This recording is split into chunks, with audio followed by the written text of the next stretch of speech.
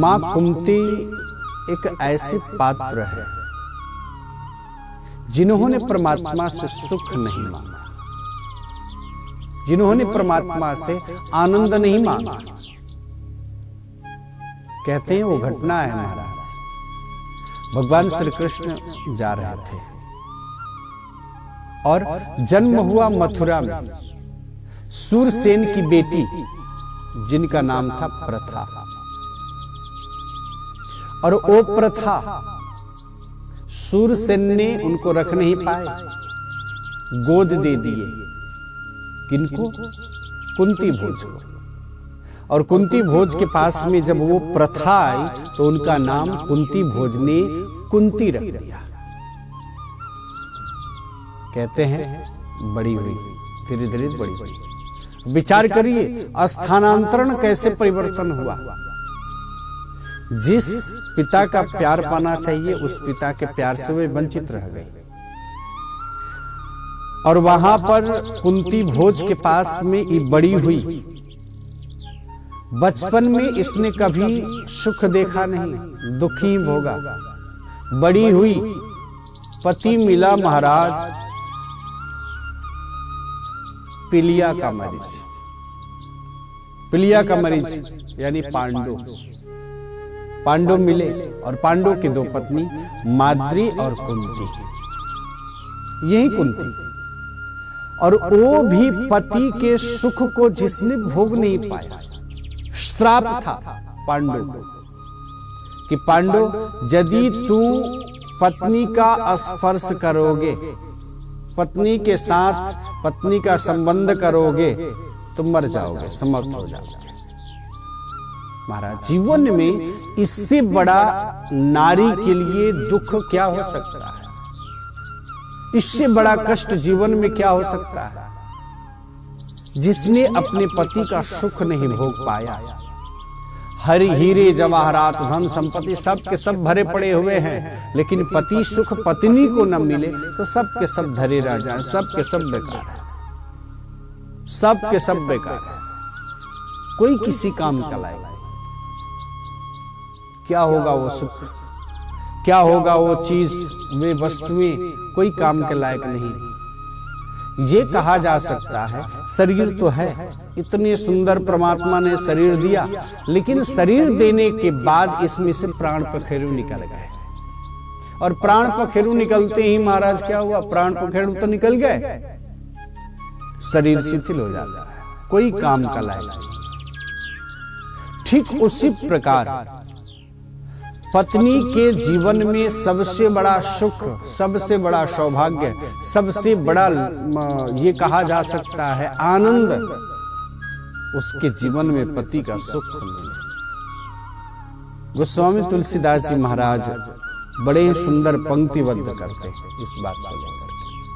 बड़े सावधान होकर के इस प्रसंग को श्रवण करें कि कामहि नारी प्यारी जिमी, लोभहि प्रिय जिमीदार। तिमि रघुनाथ निरंतर, प्रिय लागहु मोहि राम। कामहि नारी यानी ये कहा जा सकता है कि जीवन में पत्नी के लिए सर्वे सर्वा पति का सुख ये सर्वोपरि है।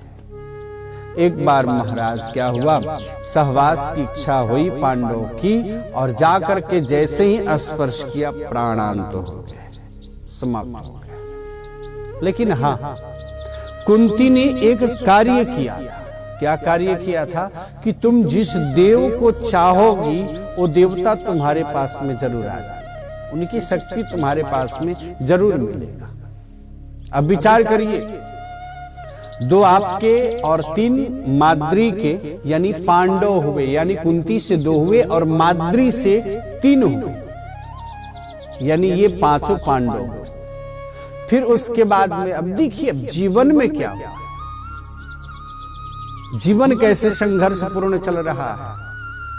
एक तो पालन करना, पोषण करना बच्चे का इतना कठिन, इतनी परेशानी में। दूसरी बात, महाराज जब भी थोड़ा सा अच्छे होते हैं पांडव, तब तक गंधारी के 100 पुत्र पांडवों को मारने के लिए कहीं से न कहीं से षड्यंत्र बना करके और मार डालने का प्रयत्न करते, मार डालने का प्रयत्न करते। यहां तक कि गंधारी के 100 पुत्र पांडवों को मारने के लिए जहर तक ला करके दे दिया, खिला डाला। भीम, ऐसे कहा जाता है कि भीम बड़े बलवान थे, बड़े बलवान थे भीम। आकर के गंधारी के पुत्र आकर के भीम को बड़ा मारते, इधर उधर करते, और यहां तक कि अचानक हमला करता, भीम के ऊपर अचानक हमला करता। एक बार की बात है कि गंधारी के 100 पुत्र आकर के भीम के ऊपर हमला कर दिए, और हमला करने के बाद जाकर के वृक्ष पर चढ़ गए। अब भीम वृक्ष पर चढ़ नहीं सकते, बड़े फुर्तीले थे भीम, थोड़ा सा आशकती और आलसी। महाराज अब करे तो करे क्या, इतना बल कि अब जो है जाकर के वृक्ष को ही हिलाना प्रारंभ कर दिए। ऊपर से धबाधब धबाधब धबाधब, किसी के हाथ टूटे तो किसी के पैर टूटे, जाकर के अब कहना प्रारंभ कर दिया कि ऐसा ऐसा पांडवों ने हम लोगों के साथ में ऐसा किया। विचार करिए, हम किसी को छेड़ कहानी करते तो क्या वो शांत बैठा रहेगा?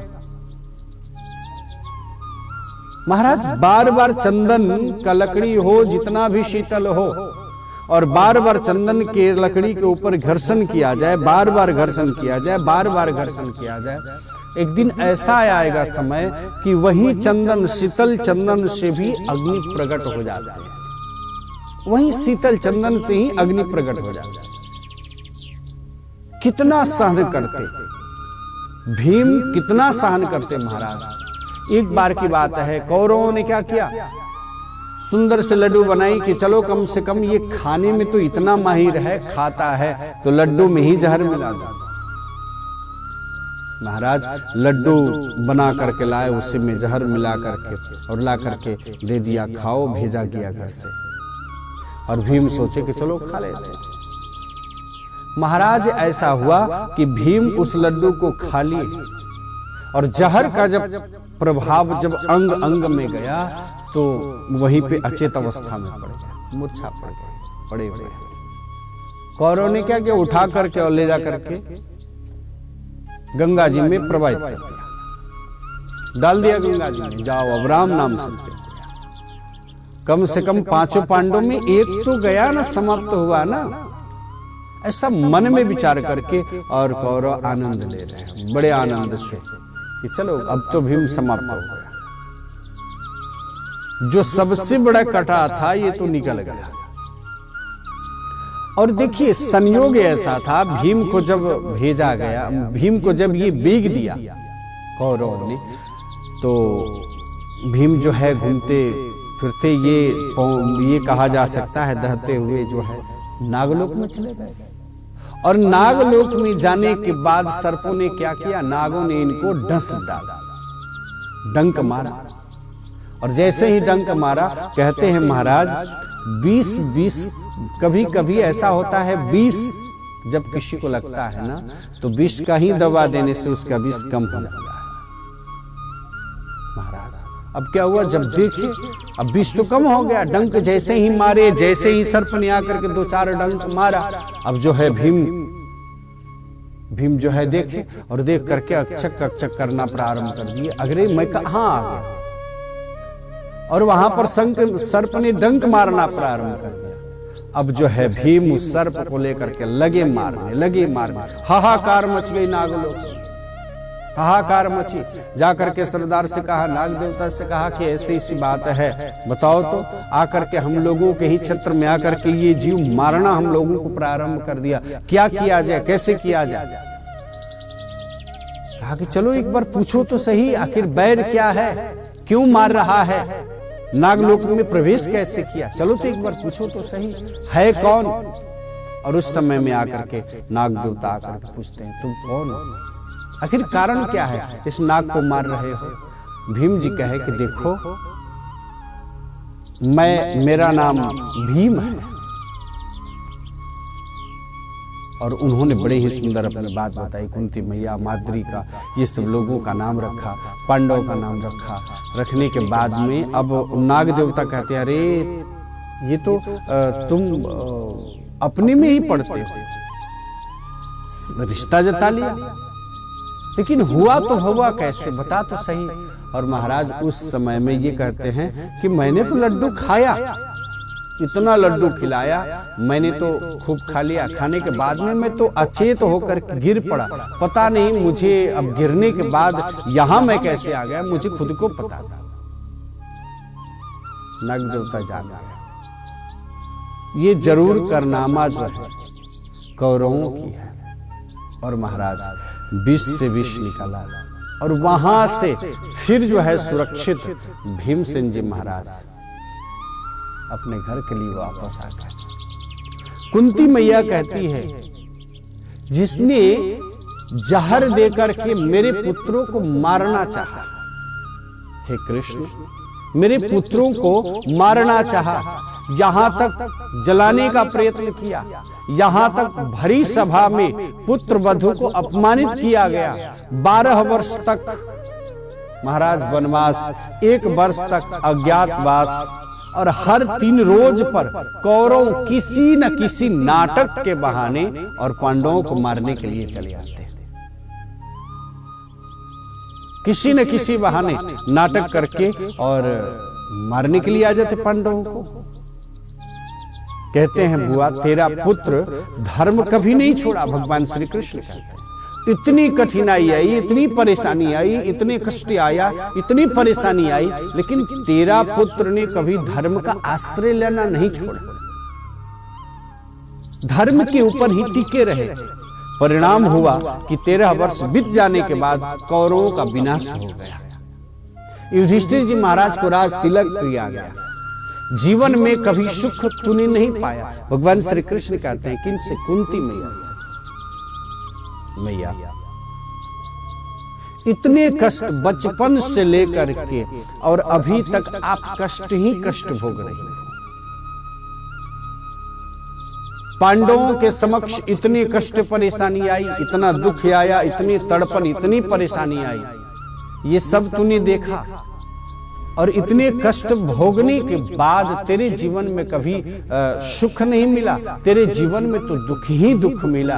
और आज भरी सभा में तुम मुझे कही कि मेरा कृष्ण ही नहीं, मेरा ये कृष्ण भगवान है। और मैंने कहा कि मैं भगवान हूं, और भगवान होने के पश्चात मैं तुझसे तुम्हें देना चाहता हूं। मांग लो बुआ, तुम्हें क्या चाहिए, जो भी मांगना हो तुम मांग लो, क्या चाहिए बुआ तुम्हें। और आज भरी सभा में तूने मुझे भगवान कहा, और भगवान के अस्तित्व को लेकर के मैंने कहा कि मांग लो बुआ तुम्हें क्या चाहिए। और फिर भी तूने झोली पसार करके कही कि इस झोली में हे कृष्ण तुम देना ही चाहते हो तो दुख भर दो। बुआ तूने कभी सुख भोगा ही नहीं, और आज तो मुझसे फिर दुख मांगने की ये याचना क्यों किया? कुंती मैया कहती है कि विपदो नैव विपदः संपदो नैव संपद विपद विस्मरणो विष्णु संपद नारायण स्मृति। मां कुंती कहती है कृष्ण वो सुख मुझे नहीं चाहिए। जब जब विपत्ति आया ना, मेरे ऊपर विपत्ति आई, मेरे बच्चे के ऊपर विपत्ति आई, और उस विपत्ति में तूने मेरे बच्चे को कभी धर्म से हिलाया नहीं, मेरे बच्चे धर्म को कभी छोड़े नहीं, और मेरे बच्चे को कभी बाल बाका नहीं हो पाया। क्यों? क्योंकि कृष्ण मेरे साथ था। विपत्ति में भगवान श्री कृष्ण मेरे साथ थे, और आज मैं सुख तुझसे ले लूं और मेरा कृष्ण कोसों दूर चल जाए, नहीं चाहिए मुझे वो सुख। उस सुख क्या होगा मुझे, नहीं चाहिए वो सुख कि मेरा प्रभु कोसों दूर चला जाए, नहीं चाहिए मुझे वो सुख।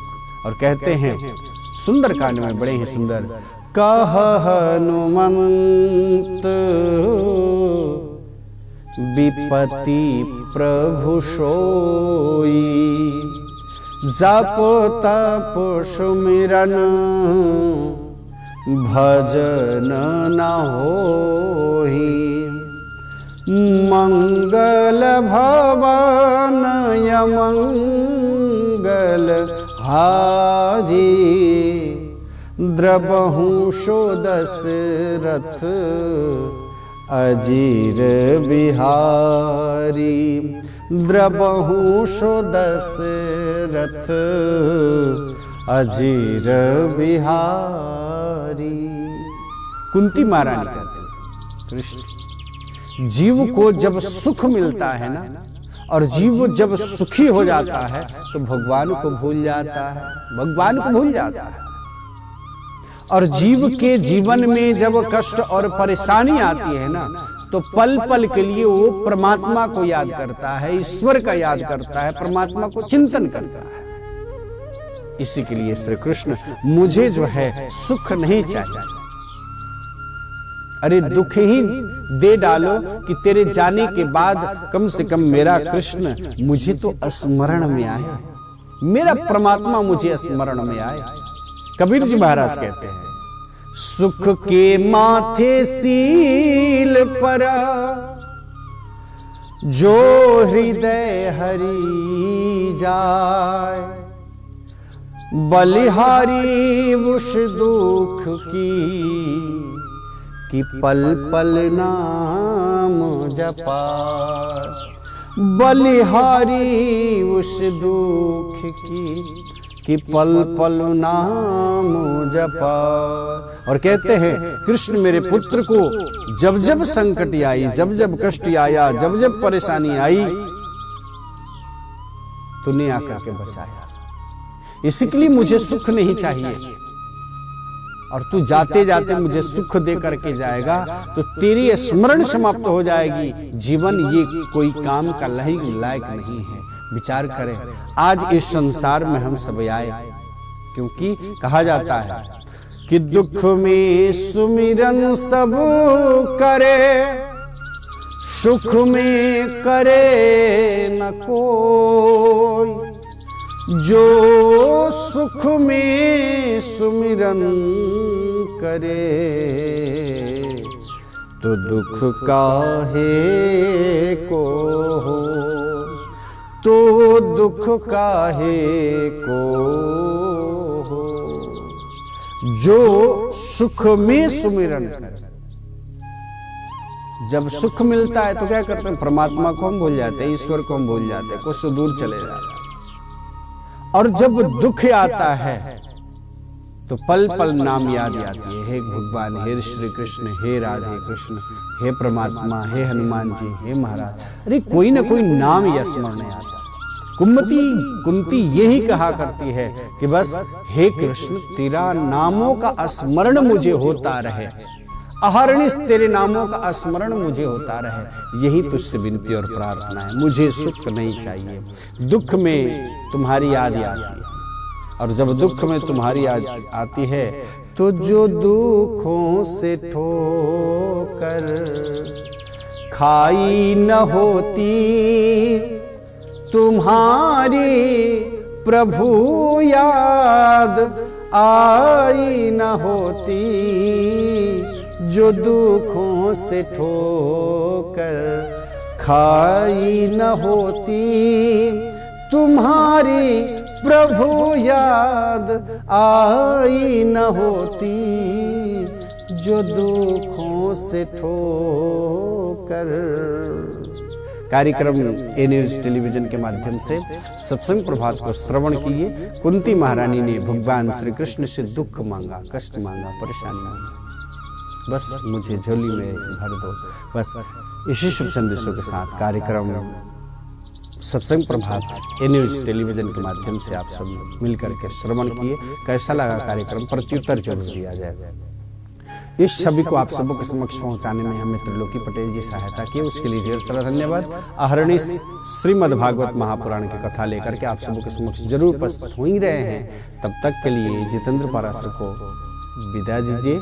जय श्री राधे, जय श्री कृष्ण।